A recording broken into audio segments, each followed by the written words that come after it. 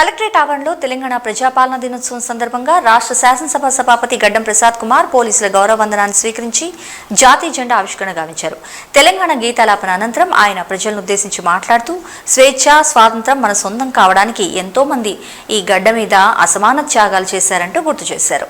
దేశమంతా 1947 ఆగస్టు 15న స్వాతంత్ర సంబరాలు జరుపుకుంటుంటే హైదరాబాద్ ప్రజలు మాత్రం స్వేచ్ఛ, స్వాతంత్రానికి పోరాడుతూనే ఉన్నారంటూ గుర్తు చేశారు. ఆయన నిజాం నిర్బంధానికి వ్యతిరేకంగా తెలంగాణ ప్రజలు చైతన్యవంతులై సాయుధ రైతాంగ పోరాటం చేసి ఎంతో మంది ప్రాణాలు కోల్పోయారంటూ గుర్తు చేశారు.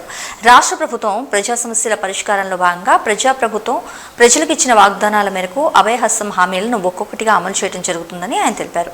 ప్రభుత్వ హామీల అమలుకు గ్రామాల్లో, వార్డుల్లో సభలు ఏర్పాటు చేసి లబ్ధిదారుల నుండి 2,84,000 దరఖాస్తులను స్వీకరించి వివిధ పథకాలకు అర్హులైన వారిని గుర్తించడం జరుగుతుందని తెలిపారు.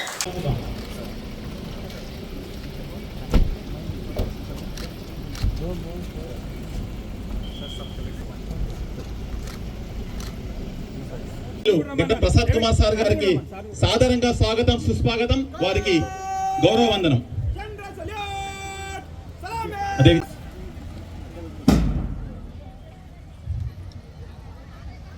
ఈనాటి పతాకావిష్కరణ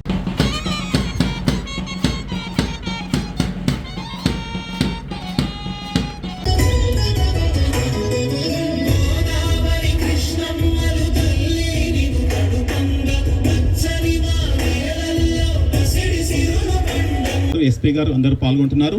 జాతీయ పతాకావిష్కరణ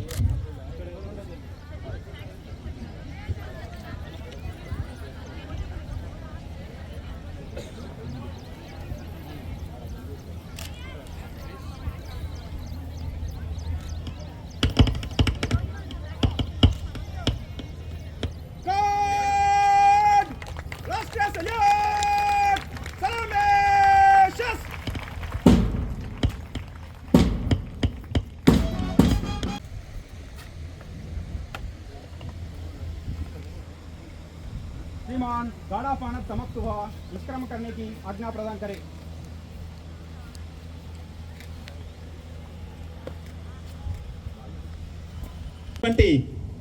ఆవిష్కరణలతో ప్రజాపాలన ప్రారంభమై రాచరికపు పాలనకు चलेगा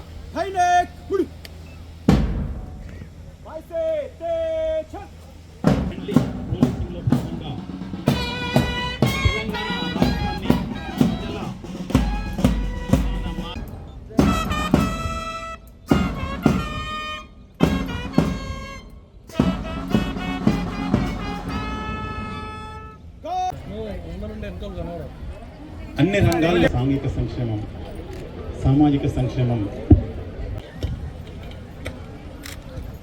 ఈరోజు నిజంగా తెలంగాణ రాష్ట్రం పాఠశాల ప్రిన్సిపల్ గారు సిద్ధంగా ఉండాలి.